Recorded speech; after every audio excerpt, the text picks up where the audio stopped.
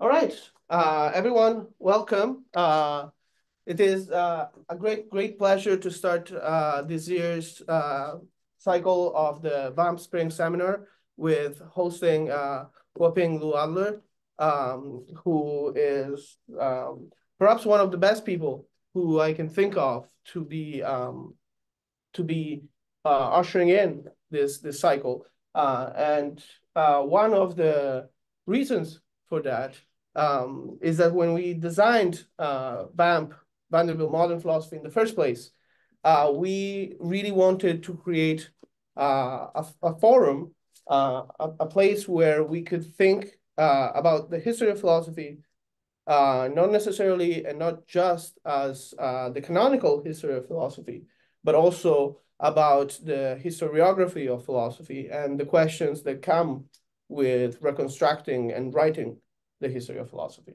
And so here the occasion is great to have Huaping, because Professor Huaping Lu-Adler, associate professor of philosophy at Georgetown University, has made a name for herself, not just as a philosopher and a historian of philosophy, but as an historiographer of philosophy, someone who thinks about how history of philosophy is created.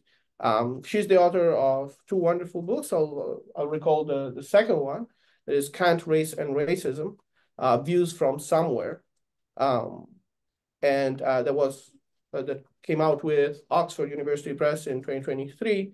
And today she will be presenting to us Kantian Geschichte and the Trap of a Single History of Philosophy, or a reflection on power and structural change. Please join me in welcoming Dr. Lu-Adler. Okay, great. Thank you so much, Emma, for that introduction. That's very generous of you. You can all hear me very well. Is that okay? Yeah? Okay, good. Okay, so I'm just going to go straight to the talk. And oh wait, it's not allowing me to change. Okay, all right. So here's my plan. The talk has three parts.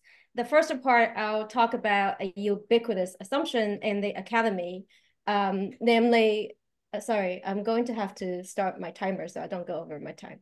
Okay, so I'll begin by talking about a ubiquitous assumption in the academy, which equates the history of philosophy with what is in fact a history of Western philosophy. And I'll show how this assumption is manifested in discursive practices, often from sites of power. And then I'll give what I call a philosophical genealogy of that assumption by looking at how Kant laid its theoretical foundations. And then I'll explore some of the melioristic potentials of such a genealogy. So that would be the three parts. Okay, so let me begin with this assumption of single history of philosophy in practice. I'll begin with arguably the most prominent journal in history of philosophy, which is called the Journal of the History of Philosophy. Its a scope statement tells us that this journal publishes works in ancient Greek and Latin philosophy, early to late medieval philosophy, and European and Anglo-American philosophical traditions from the Renaissance to 20th century. So there are a few things to note about this statement. First of all, it preemptively excludes Eastern philosophical traditions like Chinese and Indian philosophies. And it relies on a Western-centric periodization, which divides the history of Western philosophy into ancient, medieval, and modern. I'll return to this one. And then it kind of claims that, you know, it studies both major philosophers and entire periods in the, oh wait, sorry, I'm now switching to the next practice I want to say. This is, now we're actually turning to the American Philosophical Association's Philosophy, a Brief Guide for Undergraduates, which was approved by its board of directors in 1981 and then revised in 2017. So this one presents history philosophy as a major subfield of philosophy alongside logic, ethics, and metaphysics and epistemology. So this one describes history philosophy as a field of philosophy that studies both major philosophers and entire periods in the development of philosophy, such as the ancient, medieval, modern, 19th century, and 20th century periods. Again, here it relies on a Western-centric periodization. Again, I will return to this point later. And then says, in this subfield of philosophy, the history of philosophy in a single nation is often separately studied, as in the case of American philosophy. So are major movements within a nation, such as British empiricism and German idealism, as well as international movements with a substantial history, such as existentialism and phenomenology. You can tell that these are examples of Western philosophical movements. And these are the only examples they provided for examples of history philosophy. And the history of philosophy, they claim, not only provides insight into the other subfields of philosophy, it also reviews many of the foundations of Western civilization. And this is even more explicit to show that it's really interested in history of philosophy insofar as it's relevant for us to understand the foundations of Western civilization. Now, next, I'll turn to how this assumption of a single history philosophy is reflected in recent anthologies on history of modern philosophy. So on the one hand, we have Early Modern Philosophy, an anthology edited by Shapiro and Lascano, published in 2021. And on the other hand, we have a new modern philosophy, the inclusive anthropology of primary sources, edited by Eugene Marshall, who now goes by Gwendolyn Marshall, and Susanna Skrydhart. The first edition was published in 2019, and the second edition just came out in 2023. Okay, so the editors of these anthologies are explicitly critical of how history of philosophy is currently taught. For example, they criticize the practice of requiring students to take a survey course on modern Western European philosophy, for example, but not one on other non-Western philosophical traditions. At the same time, though, they still focus on the European philosophical tradition, and they justify this as an attempt to be in keeping with the standard curriculum in early modern philosophy. So you can say that, you know, they are kind of following the institutional inertia, so to speak. And at the same time, they also take effort, right, in case we feel comfortable about that focus, they say we should take comfort in current efforts underway to globalize the history of philosophy. So this claim about current efforts to globalize the history of philosophy might be self-referential on the part of Shapiro, for example. So in 2020, Shapiro won 2.78 million Canadian dollars to run a 7-year project called Extending New Narratives in the History of Philosophy. And but you know, if you look at the title, unqualifiedly referred to the history of philosophy, but if you look at their website, you'll realize that they are primarily interested in retelling the history of Western philosophy by, for example, retrieving philosophical works of women and individuals from other marginalized groups and sustaining the presence of these figures in the history of philosophy. And also they use the standard periodization of Western history to structure their project by focusing on the medieval period, the Renaissance, early modern period, and the 19th and early 20th century up to 1940. And so when they do attempt to globalize the Eurocentric history of philosophy, they seem to ask themselves the following question, namely, who else was philosophizing in the early modern period, namely 17th and 18th centuries in other parts of the world? For example, they find someone who worked on Korean women who were writing about Confucianism in the late 18th century. So I'm actually speaking an actual example I went to the online conference where they presented that scholar's work. Okay, so now I want to kind of look at the periodization that I've been talking about. So the ancient, medieval, modern periodization, all these accounts of history, philosophy rely on is historically contingent.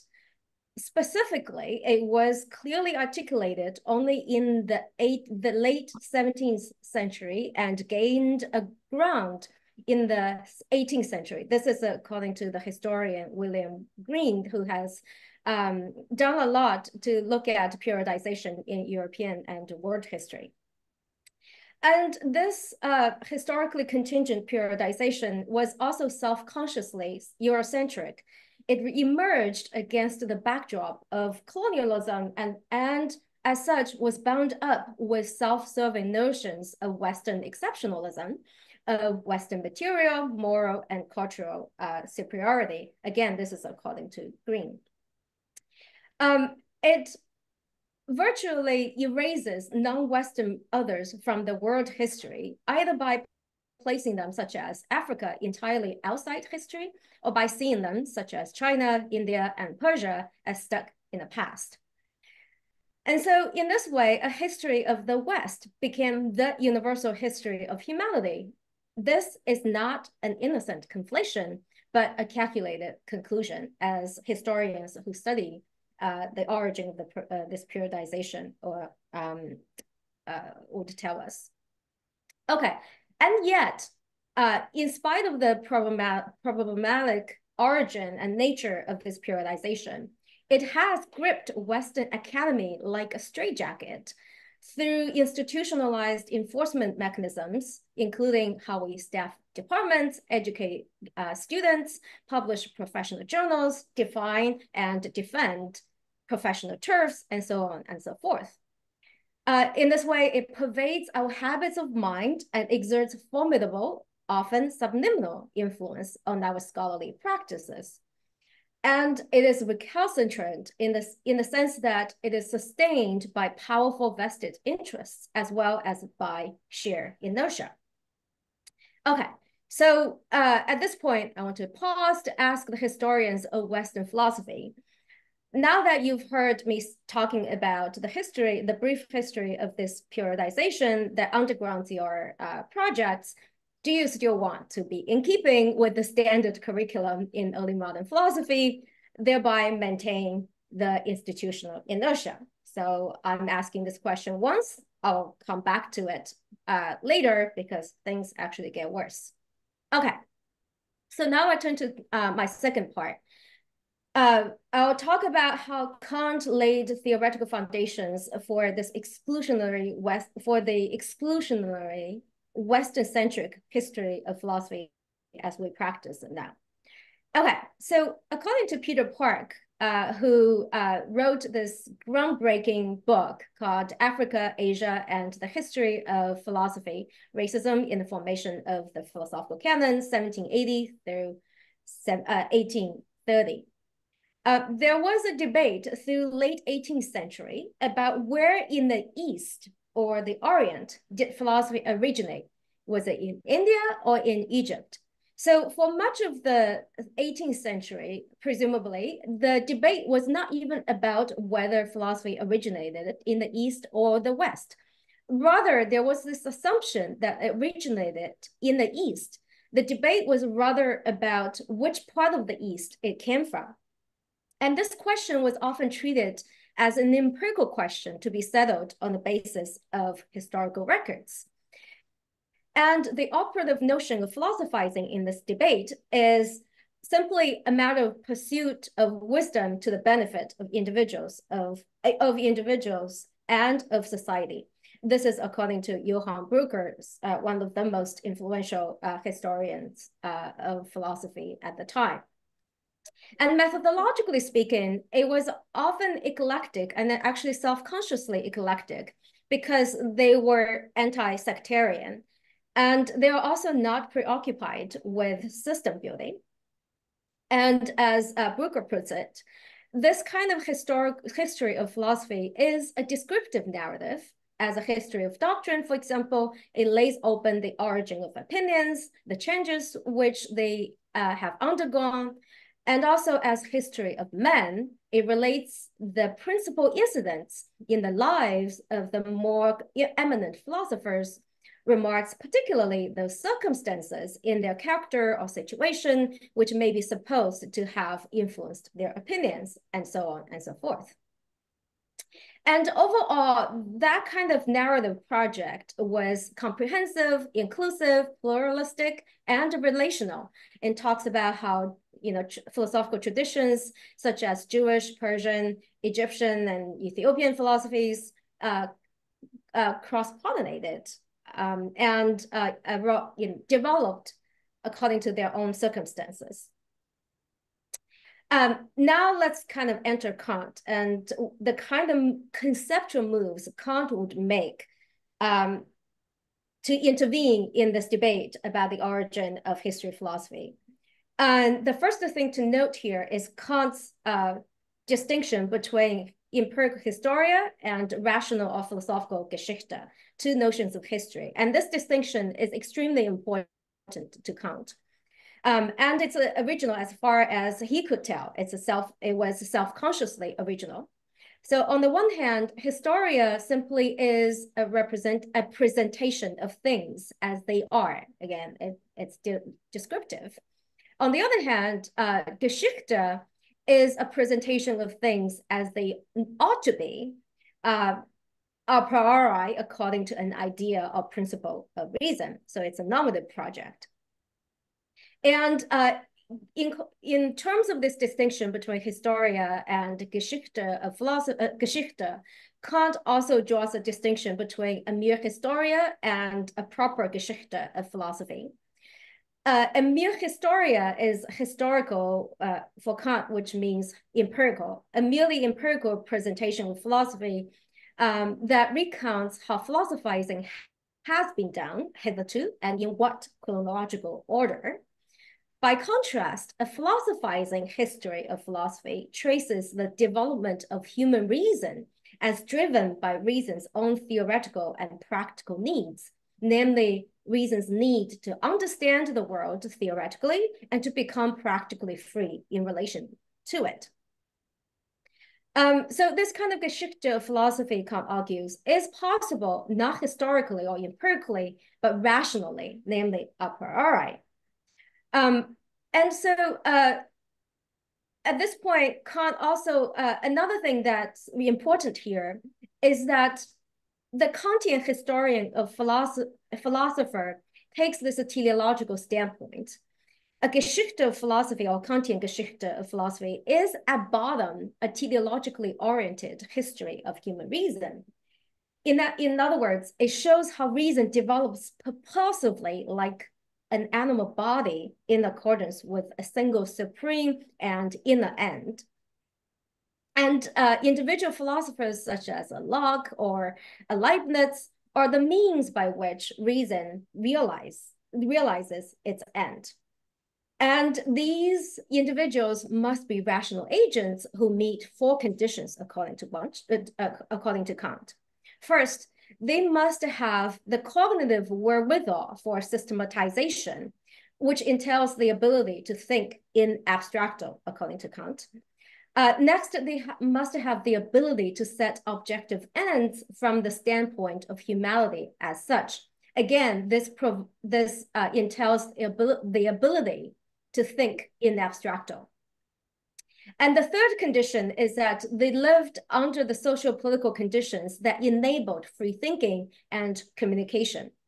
Lastly, they must also be in possession of a non-pictorial discursive language, which would allow them to form and communicate abstract thoughts.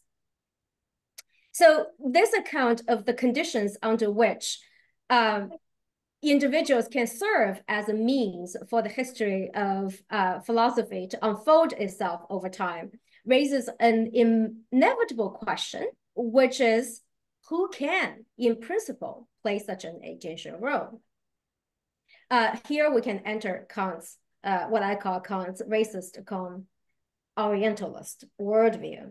Okay, so this requires us to take a brief detour to Kant's teleological history that connects race and destiny. So Kant's teleological history is such that there is a purpose for humanity, for the human species, that is supposed to be achieved over time. And Kant divides the periods through which humanity eventually reaches that end is such that you leave the state of nature, which according to Kant was represented by the race of Americans, and next you kind of leave that state of nature to enter the culture of discipline, which according to Kant was represented by the Black race. And next you enter the culture of, according to Kant, not so fine arts, which is represented by the Hindus or Brahmins. And then next step would be the civilization, and eventually we're supposed to reach moralization. Now, this next step, according to Kant, is the culture of fine arts and sciences and civilization, and hopefully eventually we're going to reach moralization. But this part is solely represented by the Western Europeans, whereas the other three races are kind of stuck in the past historical stages. Okay, so just to kind of sum up Kant's theory of race. So for Kant, there are four races on Earth, right? They all kind of belong to the same human species, but they are different in fundamental ways, according to Kant. The first, the bottom ranked race for Kant is the race represented by the Americans. According to Kant, this race cannot acquire any culture. Next comes the Black race, which according to Kant can acquire culture, but only a culture of slaves. In other words, it can only acquire a culture of discipline. And next comes the so-called Hindus, which represent the yellow race. And Kant says, like, these Hindus all look like philosophers, but actually they are not real philosophers, according to him. They acquire culture in the highest degree, but only in the arts and not in the sciences. They never raise it up to abstract concepts, and the Hindus always remain as they are. They never bring culture further. In other words, the Hindus and the race they represent supposedly are stuck in a particular part of human history. And then lastly, you have the greatest race, which is the right race, according to Kant, this race contains all incentives and talents in itself. So what I want to focus on here is Kant's Orientalism with this kind of racial logic attached to it. The reason I'm focusing on Kant's Orientalism is because, as I said earlier, the debate he was going to intervene was about the East. And so if he is going to say that philosophy could only have originated in the West, he's going to say something about the Easterners. So here is Kant's racialized and generalized account of the Easterners. So he says, if a people in no way improves itself over centuries, then one may assume that there already exists in it a certain natural predisposition which it is not capable of exceeding. The Hindus, the Persians, the Chinese, the Turks, and in general, all Oriental peoples belong to this group. And next, and this bit is really important, Kant thinks that the Orientals exhibit a kind of linguistic immaturity, and this linguistic immaturity in turn entails conceptual deficiency. So Kant says, the Oriental peoples still have a child's language of humanity. The Westerners abandoned sensibility much sooner and have raised themselves up to the concepts of the understanding. And here's another quote. All Oriental nations are completely incapable of judgment in accordance with concepts. He who is only capable of representing something for himself according to shape, and intuition is completely incapable of what a concept requires. In other words, Kant is actually contrasting two different linguistic systems, and he calls one of them merely pictorial or symbolic, as he understands the term symbolic. That's made of so-called shapes and intuitions, and it shows that one is stuck in the sensibility. For that reason, that linguistic means was incapable of generating abstract concepts. On the other hand, the Westerners are supposed to be in possession of something called a discursive language. That's Kant's own term. And this is the language, Kant thinks, that you need in order to form abstract concepts. And so that's a really important part, especially as it pertains to one's ability or inability for philosophy. Because for Kant, philosophy is in the business of doing abstract thinking. So it relies on abstract representations of concepts and principles of systems, for example. So Kant would say, because all Oriental nations are incapable of judgment in accordance with concepts, they are incapable neither of a philosophy nor of mathematics, nor of being able to have insight into something through concepts. And so because you have no concept, you also have no political imagination for Kant, and therefore you cannot enjoy the kind of freedom that's necessary for the development of philosophy. So Kant says, the Oriental peoples cannot create any concept of freedom for themselves. The Orientals imagine all forms of government to be monarchical. So now let's kind of circle back to this account of the four conditions under which individuals can serve as rational agents who can serve as the means by which reason realizes its final aim. So all these conditions in the end require an ability to think in abstraction. And so again, I asked earlier, this account of the conditions raises an inevitable question, namely who can, in principle, play such an agential role? Now, of course, the answer should be fairly clear right now, namely only the white Westerners, the white race, is capable of fulfilling those conditions and therefore capable of playing such an agential role in promoting the progress of reason and originating philosophy.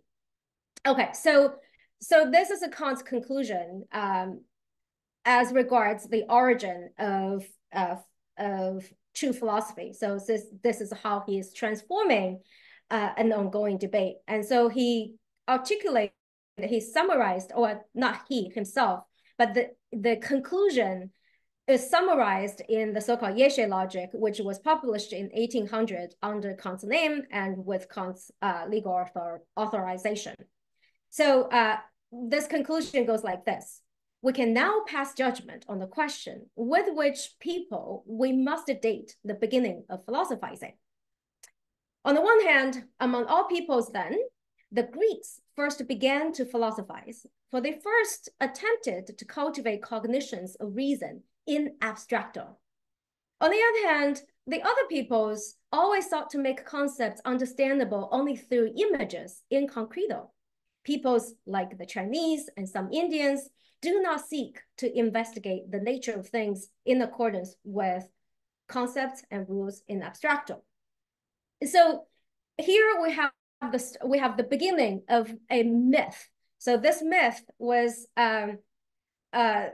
reflected in an anthology published by Oxford University of Philosophy in 1997. It's called Classics of Philosophy. The editor in the introduction to the anthology justified his decision to include only Western philosophy as follows. He basically said, and I'm going to summarize what he has to say. So he basically said the first philosophers could only be Greeks, whereas other Eastern nations, for example, India, they may have something that looks like a philosophy, but in the end, it could not be true philosophy because they are too entangled with religion and intuition, rather than, you know, systematic understanding of metaphysics and using experiment and logical argument. All right, so basically, he thinks that, you know, an indication of having true philosophy is to have some kind of epistemology, systematized epistemology and formulated logic. And according to this editor, neither the Indians nor the Chinese, for example, had any of this. And this myth, in some shape or form, continues in practice today, despite liberal commitments on the part of the scholars to inclusivity. So, as you know, I already mentioned the anthologies, right? And now I kind of highlight that one of the anthologies explicitly said that their anthology is supposed to be an inclusive one, right? So they're truly committed, as individual scholars, they're committed to inclusivity. But I'm not really interested in the commitments on the part of the individual scholars. I'm more interested in the structural factors underlying these kind of exclusive practices. And these structural factors can include things like the narrative structures of Western historiography and the allocation and exercise of power in the production of historical narratives. And these kind of structural factors, I think, and you know, a lot of scholars of history also believe are much more important than the liberal commitments of the individual historians involved. So now I want to say a little bit more about what this structuralist perspective can tell us. So what it can tell us is that the assumption of the history of philosophy, which is Eurocentrically conceived in accordance with the tripartite ancient, medieval, and modern periodization, has long been a key piece of the infrastructure of Western academy and deeply entangled with institutionalized practices, and has been normalized that way. And it's a historically contingent and controversial nature, as well as its once blatantly racist Orientalist rationale has been virtually invisible to us. And generations of academic philosophers within the structure have been professionalized within its rigid, turf-defining, and self-referential framework as scholars of ancient Greek, medieval, modern philosophers. And I mean, this includes me. I'm not just talking about other academic philosophers. I'm one of them. We rarely scrutinize, and I guess that, like, it rarely occurs to us to scrutinize the very structure that sustains us and gives us an unearned professional advantage vis-a-vis those specializing in other philosophical traditions. Now, after all that, I want to circle back to the question I raised earlier to the historians of Western philosophy. Do you still want to be in keeping with the standard curriculum in early modern philosophy and thereby maintain the institutional inertia? I presumably, at least, we will feel a sense of unease, right? Okay, hopefully, you know, I think that sense of unease should be a good starting point. And here comes to my what I would call my signature move in this kind of presentation. Namely, I see my project as, in general, a matter of truth and reconciliation. I don't just criticize for the sake of it. I criticize only with a view to making kind of constructive suggestions about how to move forward. So this takes me to the third part of my talk, where I'll talk a little bit about the melioristic potentials of the philosophical genealogy of the single history of philosophy that I just talked about. Okay, so the melioristic potentials, in short, are such that we need to go beyond the superficial Western-centric project of canon fixing and to initiate more radical structural changes in the academy. So let me elaborate. So what my structuralist approach gives me is this move away from atomic individualism. Namely, I'm not just talking about individual players in this whole thing as atomic individuals, and I don't blame individuals, and I fully acknowledge my own presence in the structure. But I would not, so seeing myself in it is very uncomfortable, but I also don't want to kind of like, hinder my own action through any sense of shame. So I want to own up to my place in this whole thing, but only as someone who's structurally embedded. So in other words, we're all embedded in social structures wherein our ideas, beliefs, and assumptions can gain power on account of our positionality in relationship to other actors. And Kant is a perfect example of this. So Kant, as I argued in the book that Emma mentioned, Kant, Race and Racism, Views from Somewhere. So the subtitle of that book suggested this bit. So basically, I wanted to say that Kant was a prominent scholar and lifelong educator. As such, he channeled, articulated, and propagated a racist Orientalist worldview from a location of tremendous power within a nexus of meaning makers and social actors. And no one, I would say, not even Kant, could single-handedly bring about the establishment and subsequent entrenchment of a Western-centric narrative of the history of philosophy. And this kind of framework of a single Western-centric and tripartite periodized history of philosophy would have eventually fizzled out without a sustained, complicitous cooperation by generations of scholars from myriad localities of greater or lesser power within the relevant institutional structure. Again, this includes me. And in that sense, historians of Western philosophy are both products of existing structure and agents who make choices by commission or by omission that serve to perpetuate the same structure.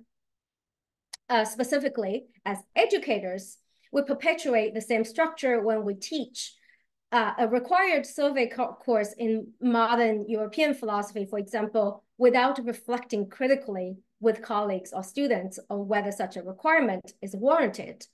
And some of us are also journal editors, anthology creators, principal investigators of grant. I'm none of those, by the way, with power to make substantive and lasting changes. When people in those positions try to expand the canon of Western philosophy, for example, under the banner of the history of philosophy, they may actually delay a more radical and more and much needed structural reform. And so I want to say that, again, I'm not talking about, I'm not blaming these individual actors for, having some kind of ill intention or what have you, or being too blind or what have you.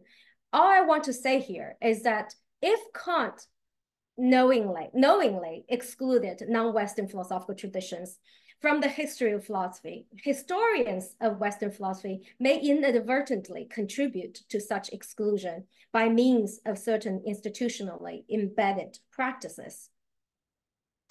And so this takes me to the next thing. So when I kind of try to use this kind of so-called critical genealogy to uncover the source of our practice, the source of the assumption underlying our problematic practices, I want to kind of talk about this melioristic potential, which can include laying bare certain inherited and unexamined assumptions of past philosophies that are deeply entrenched in our lived social realities. I'm borrowing this framework from the article by Helen de Cruz and Johann de Schmidt. Their article is named Melioristic Genealogies and Indigenous Philosophies. Okay, so The melioristic potential can also include that of showing us that we did not end up with our current social arrangements as a result of an inevitable march of history, but as the result of historical process and individual choices. At the same time, this also allows us to broaden our philosophical imagination about how things could have been different and inspire us to do the transformative work of improving our institutions. So how do we do that? I'm here not trying to prescribe a model that's going to work for everyone, but I want to give some aspiring ideas, some kind of ideas that can be tangible for us, but we still have to fill in the details. In other words, probably I'm just presenting a schema that is inspired by Robin Zheng's brilliant article called What is My Role in Changing the System? So Robin Zheng uses this notion of social roles. And she thinks that social roles are the site where structure meets agency. So this is particularly important for understanding our relationship to unjust social structures. So she says, an individual who performs a social role in an unjust structure enacts the structure through such performances. So she is partly accountable along with others for that structure and partly bear the burden of reforming it again along with others. And then this is the bit that I find really interesting. Zheng said, the possibility of such reform is also located in the very social roles we occupy. In other words, the very features that allow social roles to maintain structures can also turn them into resources for changing those structures. In other words, change is possible when all individuals throughout the entire system push the boundaries of their social roles. And according to Zheng, this requires the construction of what she calls a role ideal that captures one's understanding of what it means to play one's role well, morally speaking. For example, through critical reflection on the purposes and aims of the role, how it might be modified to better achieve them, and so on and so forth.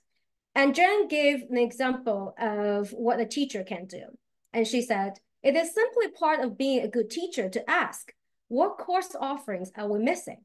What trends are shaping higher education today? And what political and economic conditions are affecting my students' ability to learn? What committees or local organizations should I serve on to address the problems I see, etc.?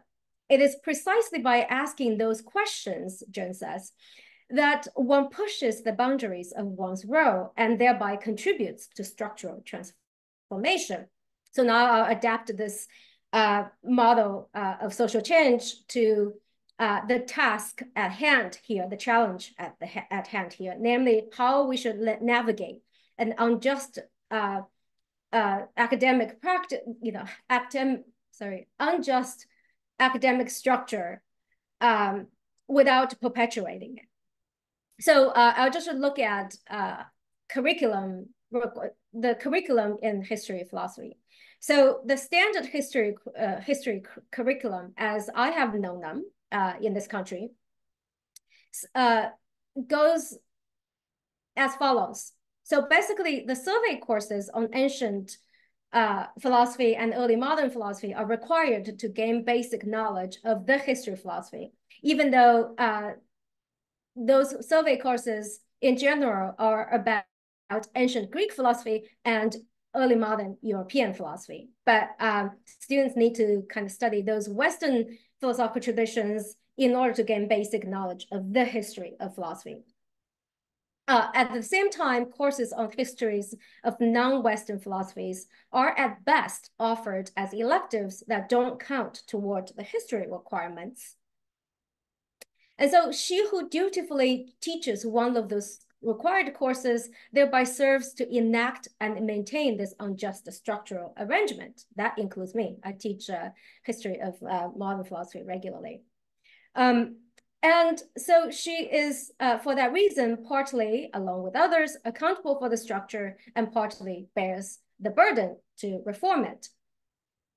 So how can we do this kind of, discharge this burden of reform? So one thing we can do in Zhen's language is to push the boundaries of our social role as a teacher, for example. For example, we can ask meta-level questions about the nature of the course itself, or even about the curriculum of philosophy that philosophy majors are supposed to follow.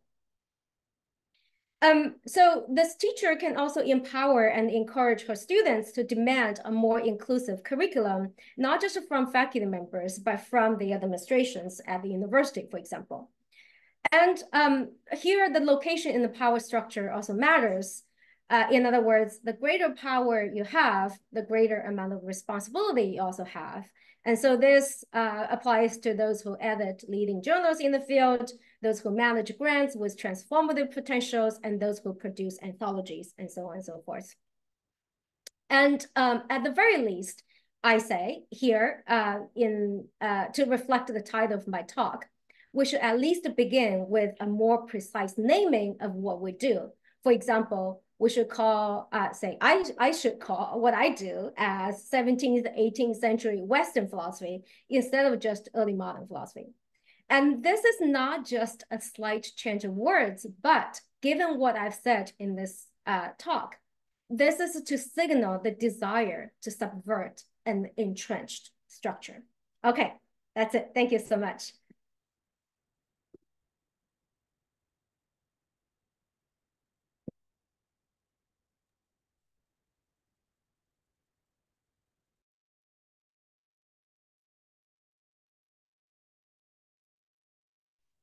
Okay, thank you so much, Huaping, for that. And now for the second part of today's event, we partnered with MAP, Minorities in Philosophy, the chapter that we have here at Vanderbilt. And I particularly thank Kelly Cunningham for helping with the organization of all of this. And we have here Catherine Pierre and Alyssa Tudor, who will offer comments on Huaping's lecture.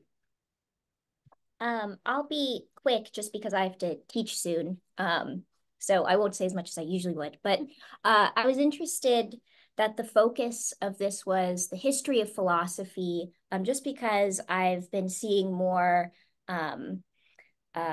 jobs, infill jobs for non-Western approaches to philosophy, but they are all sort of just in value theory jobs like political, social, and ethics, and then like in AOC and in non-Western and stuff. They're not usually really history jobs. And I think if you're not a historian of philosophy like me, it seems like we are getting better.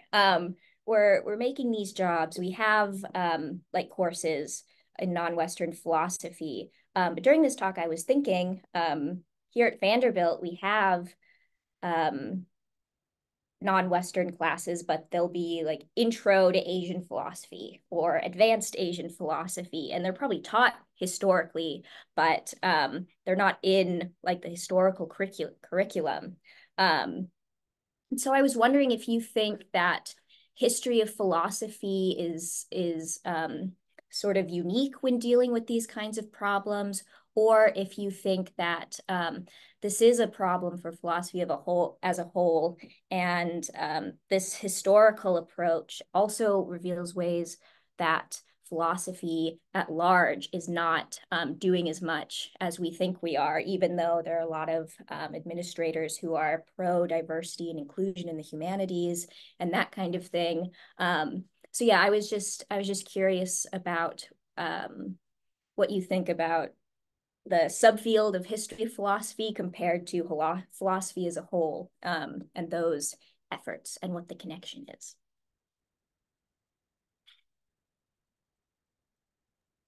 Am I supposed to answer right away? Is that right? Or no? How do we proceed? It's up to you. I'll leave it to self-regulate, but perhaps because Alyssa does have to go teach, perhaps this would be great to do one-on-one. Okay. Yeah, Lisa, thank you so much. And I think that's a great observation. I grant that there has been progress, at least in expressed commitments. And I've heard a lot of DEI commitments. But there's one thing I worry a lot about is this, there's a reason I'm calling for more radical structural reform. I worry that a lot of times this is just ticking the box. So I teach, I'm Chinese. I teach classical Chinese philosophy at bridge level. And that's one of the classes I love teaching most. And I often get students from School of Foreign Service who are interested in China. But I am not qualified, say, to teach graduate level course. And so I think I see like a lot of these demands for alternative traditions actually come not from within history philosophy, but from often from history and social and political thoughts. And often the demand is not even from the philosophy department, often comes from, political theory and things like that, or government and that kind of thing. So what I see is that even when we offer these kind of classes, we don't require our students, or we don't treat them, even if I teach it in a historically oriented way, the students, let's say my philosophy majors, cannot take it to fulfill their history requirement. So our department has since changed. So we just adopted a new curriculum at the undergraduate level, but not out of the moral reasons, but out of the pragmatic reasons. Namely, we don't have enough bodies among the faculty to offer all the seats for them to fulfill the old history requirements. And so we decided that we should just open up the curriculum. And then, when we're asked to justify on paper, we're going to give moral reason. But if you kind of have this conversation with administrators, we typically will just say, well, it's a pragmatic consideration. We just don't have enough faculty members to help the students fulfill the requirement.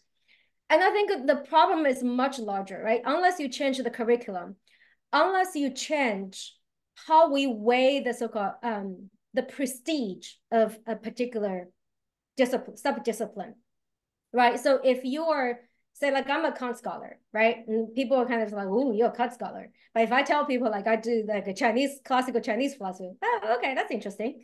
Okay, so there is a deeper problem with perception as well. We don't want to acknowledge it, but we don't give enough prestige to non-Western philosophical traditions.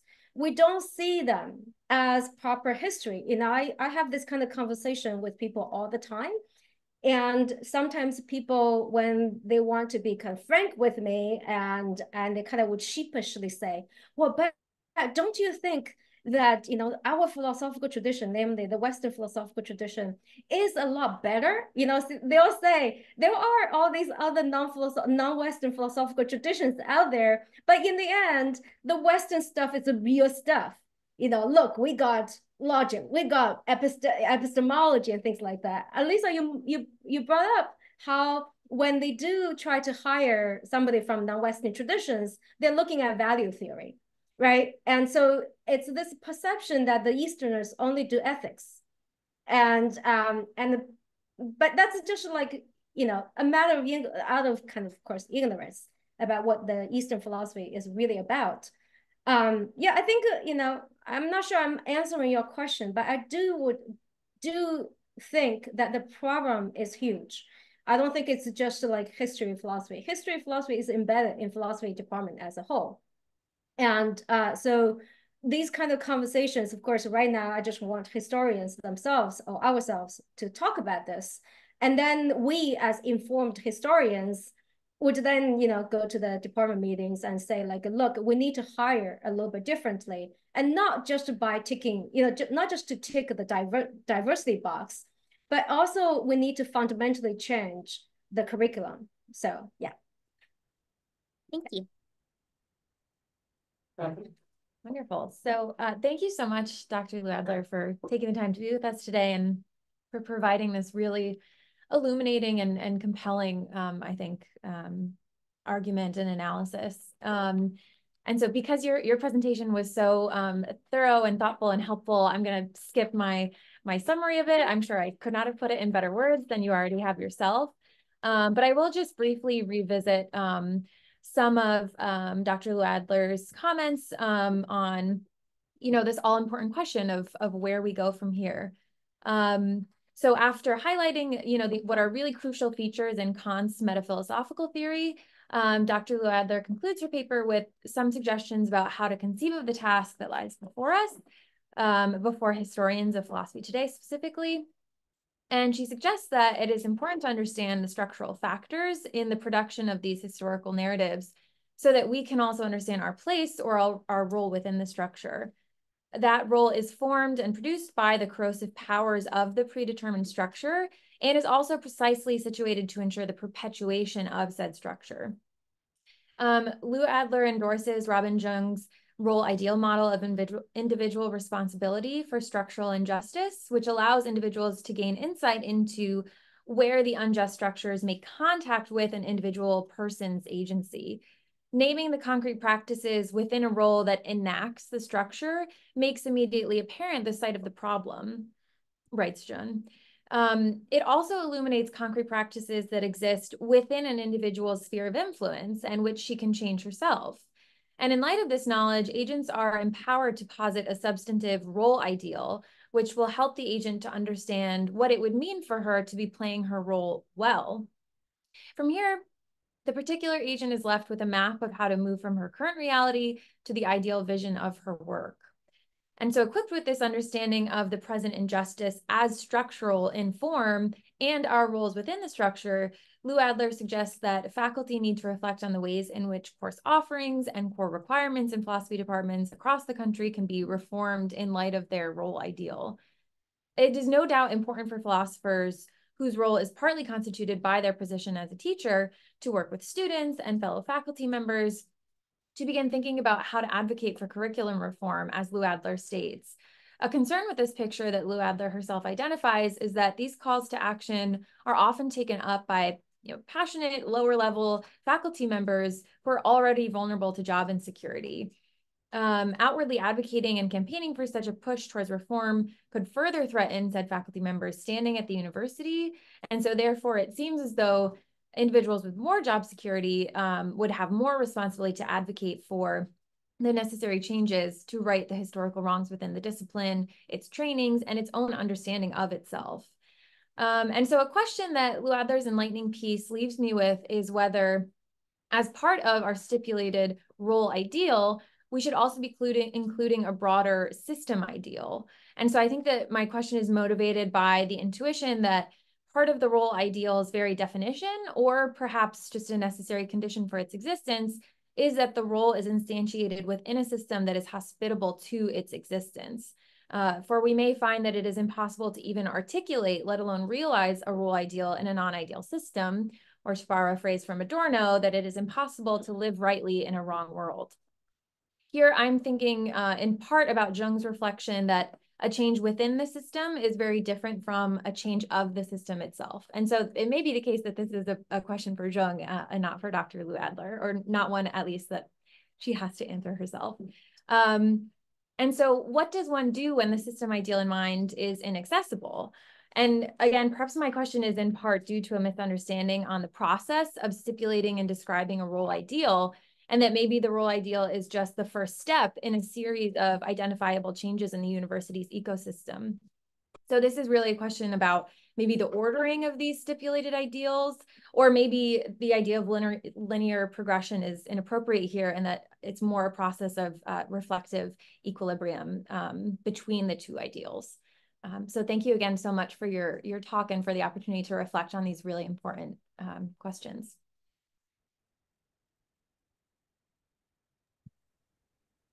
Thank you so much, Catherine. That's really fantastic.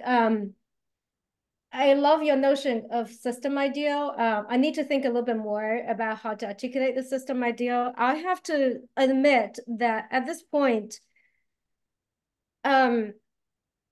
I can personally, waver between feeling very pessimistic and feeling like I'm energized to do the work. So, and I have to admit that it has been mentally taxing thing to do. It takes a toll, can take a toll on you because it's easier to just go along. I actually, I benefit from the existing structure. I said there's a footnote in the original article. I was hired as someone who specialized in Kant's theoretical philosophy, very specific, not just Kant's philosophy, on Kant's theoretical philosophy, right? I have evolved quite a bit since I was hired in 2012, right out of graduate school. So I'm someone who benefits from the system, but I feel a deep sense of unease. And I feel a deep sense of calling to do something, but I also know that I'm limited. So that's why right now, what I try to do as I teach my classes is that I design courses around the topics of political hope, social change, epistemic courage. Actually, even in my intro to philosophy class the other day, my unit 1 ended with a paper by James Kidd called Epistemic Courage. There is actually a book by somebody else that's coming out. I think it's Jonathan Ichikawa has a book called Epistemic Courage that's coming out. So that's a by way of saying that I think I'm struggling with those questions, just like, the way you articulate them. And what I do want to say is that what we can do in the meantime is really kind of just look around and just even to get an understanding, get some more clarity, as well as intellectual clarity about what's going on. And if we don't have that kind of vision and that drive to change, it's not ever going to happen. so I might call myself a pessimist. I'm sorry. I'm pessimistically hopeful, even though my husband keeps saying like that's oxymoron. Like how can you be pessimist and hopeful at the same time? But I feel like hope is a leap of faith that keeps me going, because otherwise I just don't know how to deal with my own conscience. That's where I am, and yeah, I keep looking for resources, and also keep building up communities of scholars like you all, right, who are interested in this kind of stuff, and we can all work together. And Robin Jun has this kind of companion article called Solidarity as Power from Below. And that's why I'm interested in recruiting undergraduates, and I have this conversation with them. I treat them as adults, and I treat them as agents of change, and they can really do a lot by putting pressure from the bottom up. And so at least that's what I'm doing. And I'm trying not to be too idealistic, so to speak. And I want to be very pragmatic and be very attentive to the positions of degrees of vulnerability. And I definitely would not call upon a junior scholar or somebody who's on the non-tenure track position to say, hey, you need to do this, right? But rather, I want to have this conversation with those in my network who are in positions of power to say, like, we should put our heads together and do something about this. And as a tenure professor, I am, so to speak, power secure, as one of my colleagues puts it, and I just feel this kind of sense of responsibility. Maybe I'm just being too egoistic. Like, who am I to say this? So yeah, I care about building community, and then we together do something. So, and I also believe that change is organic. It's not linear. And sometimes when you build up enough pressure from the within, you actually never know where you're going to touch up on the breaking point. So I'm hoping for that breaking point to happen without destroying all of us. So hopefully we have a peaceful transformation somewhere down the road. I'm not really answering your question, but just sharing my thoughts with you. Thank you, Catherine. Yeah, thank you so much. Yes, and thank you again, Catherine, and thanks, Alyssa, who is here in absence. And I will now stop the recording, and we will pass on the section of the talk that's the Q&A. We have about 24 minutes left, so that should be good. So here we go.